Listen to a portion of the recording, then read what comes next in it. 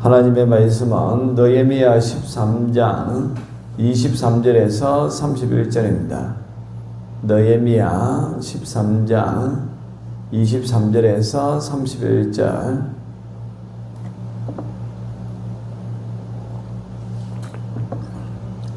그때 내가 또 본적 유다 사람이 아스돗과 암몬과 모함 여인을 맞아 아내로 삼았는데 그들의 자녀가 아스돗 방언을 절반쯤은 하여도 유다 방언은 못하니 그 하는 말이 각 족속의 방언이므로 내가 그들을 책망하고 저주하며 그들 중 몇 사람을 때리고 그들의 머리털을 뽑고 이르되 너희는 너희 딸들을 그들의 아들들에게 주지 말고 너희 아들들이나 너희를 위하여 그들의 딸을 데려오지 아니하겠다라고 하나님을 가리켜 맹세하라고 또 이르기를 옛적에 이스라엘 왕 솔로몬이 이 일로 범죄하지 아니하였느냐.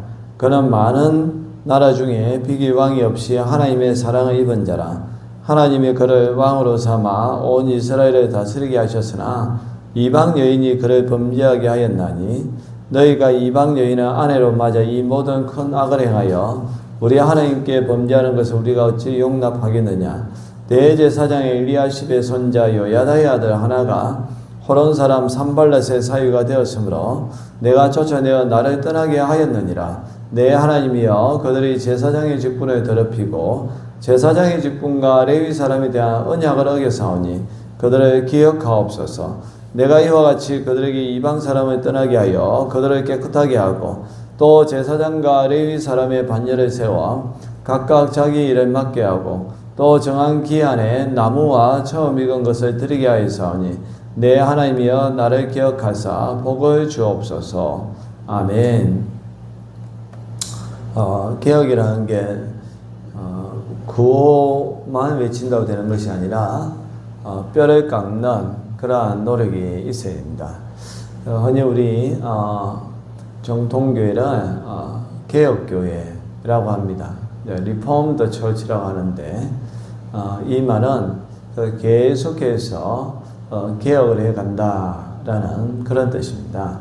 우리가 신앙생활이라는 게 한 번 예수님을 믿고 끝나는 것이 아니라 우리는 계속해서 주님을 닮기 위하여서 현재 내가 개혁해야 할 부분들, 개인도 그렇고 공동체도 마찬가지입니다.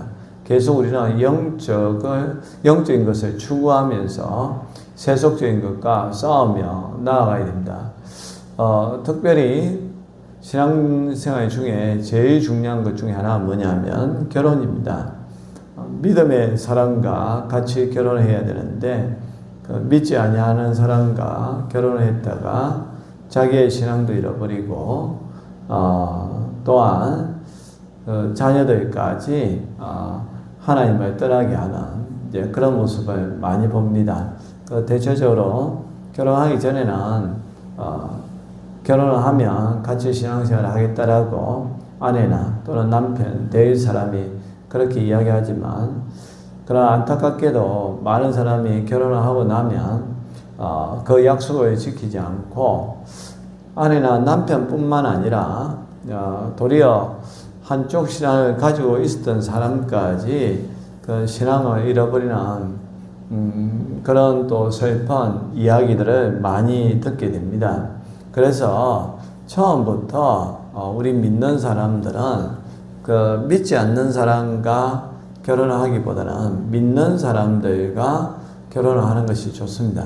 그리고 결혼하고 나서 신앙생활을 하겠다라는 남자나 여자보다는 결혼하기 전에 비록 우리가 하나님을 모르는 사람과 사귀게 되었다면 그 사람을 먼저 교회를 인도하고 그 사람이 신앙생활을 먼저 하게끔 한 다음에 결혼을 하는 것이 맞습니다. 오늘 본문에도 보면 이방 여인과 결혼한 유대 사람들, 그 사람들을 느헤미야 보고 너무 애통해하고 또 분노하는 그러한 장면들이 나오고 있습니다. 오늘 23절과 24절에 보면 느헤미야가 좀 시간이 흐른 다음에 그 유다 사람이 아스돗과 암몬과 모압 여인을 맞아 아내로 삼았다. 이런 사람들은 다 이방 여인들입니다. 이스라엘도 보면 남쪽보다는 북쪽에 있는 그러한 사람들이라고 볼 수가 있는데, 24절에 보면 그들의 자녀가 아스돗 방언을 절반쯤 하여도 유다 방언은 못하니 그 하는 말이 각 족속의 방언이었다. 참 안타까운 겁니다. 이 결혼을 했는데 이방 여인과 그 자녀들은 그 유대 민족의 그 언어를 해야 되는데 그게 아니라 도리어 이방 나라의 언어를 한다는 거죠. 보통 보면 우리나라도 외국에 이민을 가면 이민간 1세대는 그래도 자기 나라 말을 합니다.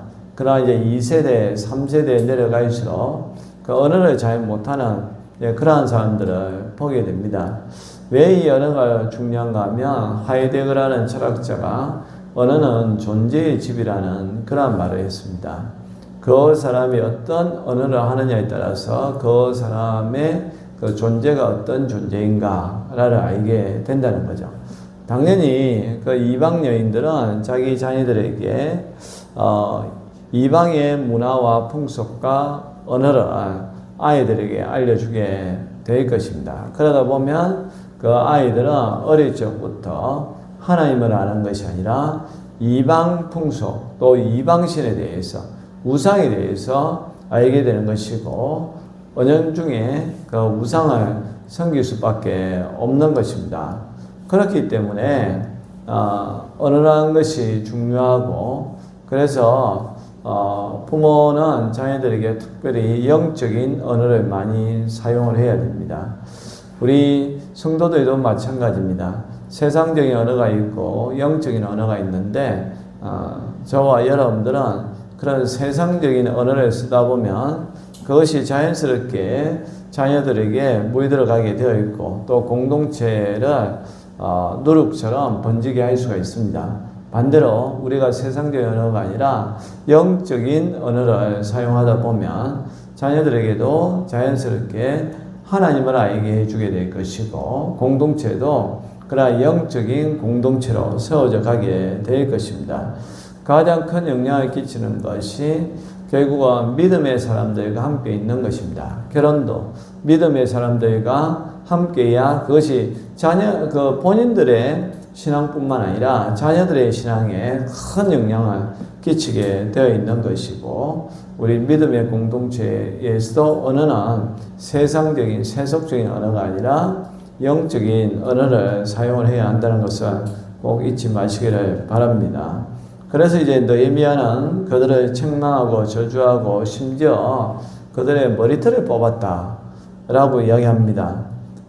그만큼 느헤미야는 이 신앙이라는 게 얼마나 중요한가를 강조하고 있는데 왜 그렇게 느헤미야가 결혼생활 특별히 믿음의 사람들과 같이 살아야 되는가에 대해서 이렇게 강조하고 있는가 하면 과거에 그 이스라엘이 하나의 나라였다가 분열하게 된 결정적인 원인이 솔로몬이 이방 여인들을 맞아들였기 때문에 그랬다는 겁니다. 솔로몬은 우리가 알다시피 그 지혜의 왕이었습니다.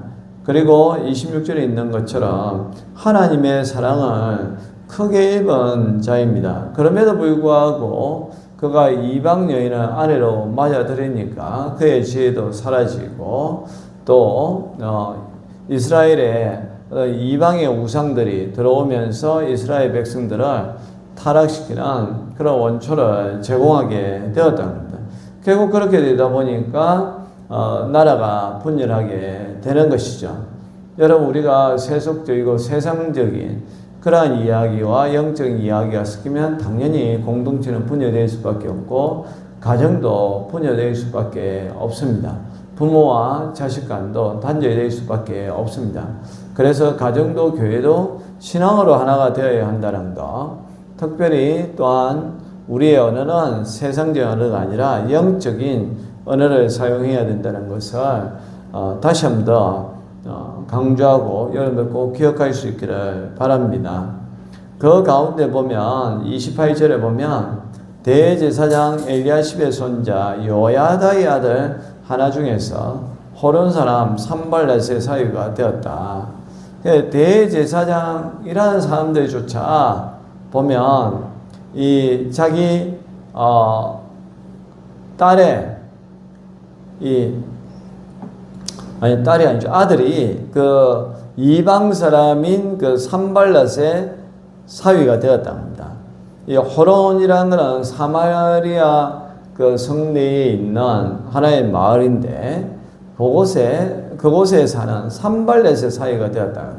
여러분 산발렛이 누굽니까? 여러분 느헤미야를 계속 읽어보면 산발렛은 도비아와 함께 느헤미야가 예루살렘 성벽을 재건할 때에 극렬하게 반대를 했던 사람입니다. 암살까지 시도했던 그 사람이 산발렛인데 대제사장 엘리야십의 손자 요야다의 아들 중에 한 명이 이 이방 사람 더군다나 느헤미야를 대적하였던 산발렛의 사이가 될 정도로 그만큼 영적으로 타락했다는 것입니다. 그래서 이제 이 소식을 듣고 느헤미야가 아예 쫓아내어 버린 거죠. 산발렛의 사위를 갖다가 쫓아내어 버리고 이 제사장의 그 직분을 더럽게 한 그 사람들을 또한 그 직무를 하지 못하게끔 했다는 것입니다. 29절 이하에서 그래서 느헤미야는 결국 이들이 언약을 어겼다. 왜냐하면 레위기에도 나와 있다시피 제사장은 유대인 여성 중에서 결혼하지 아니한 이 처녀 중에서 결혼을 해야 되는 건데 이 하나님과의 이 언약, 하나님의 말씀을 어겼으니까 제사장의 그 자격 자체가 없다는 것입니다. 그래서 이제 느헤미야는 이 사람들을 완전히 분리를 시켜가지고 거룩한 공동체가 무너지지 않게끔 그 일을 했는데 그가 마지막으로 하나님 앞에 기도하는 것은 30절과 31절에 있는 말씀처럼 내가 이와 같이 그들에게 이방 사람을 떠나게 하여 그들을 깨끗하게 하고 또 제사장과 레위 사람의 반열에 세워 각각 자기 일을 맡게 하고 또 정한 기한에 나무와 처음 익은 것을 드리게 하였사오니 내 하나님이여 나를 기억하사 복을 주옵소서. 느헤미야는 총독이었지만 그는 정치적인 안정보다 영적인 안정을 선택을 했고 또 무엇보다 영적으로 바르게 서야 한 개인이나 가정이나 나라가 하나님으로부터 인정받고 또 복을 받는다는 것을 알고 있는 사람이었습니다. 그래서 그 일을 한 것에 대해서 하나님 앞에 기도하고 하나님 제가 이렇게 주님을 위해서 살았다는 것을 기억하옵소서 라는 마지막 기도로 느헤미야서가 끝나는 것을 볼 수가 있습니다. 여러분 이 개혁이라는 게 참 쉽지 않습니다. 그럼에도 불구하고 우리는 영적으로 싸움을 해야 되고 특별히 우리나 아니면 우리의 자녀들이 결혼을 앞두고 있다면 여러분들 정말 믿음의 사람들과 결혼할 수 있기를 바랍니다. 그것이 여러분들 개인이 가정이 또 여러분들이 속한 공동체가 또 여러분들이 하는 일이 복을 받는 길이라는 것을 꼭 잊지 마시기를 바랍니다. 하나님 아버지 느헤미야가 이스라엘 백성들 중에 정말 이방 여인과 결혼하였어 아이들이 자기 나라 말도 하지 못하고 이방 나라 말을 하며 이방 문화와 풍습을 쫓아가는 것을 보고 너무 안타까워하고 그들을 내어줬고 하나님 특별히 제사장 가문 중에도 그러한 사람이 있다는 것을 가슴을 치며 통곡하며 하나님이여 그들을 그 직에서 물러나게 한 것을 보게 됩니다. 하나님이여 정말 우리가 오늘 말씀을 보면서 외모로 사람을 취하는 것이 아니라 그 사람의 영적인 상태를 보고 결혼 대상자를 취하게 해주시고 또한 우리 공동체가 세상적인 언어가 아니라 영적인 언어를 사용하는 공동체 되게 하여 주옵소서. 예수님의 이름으로 기도합니다. 아멘.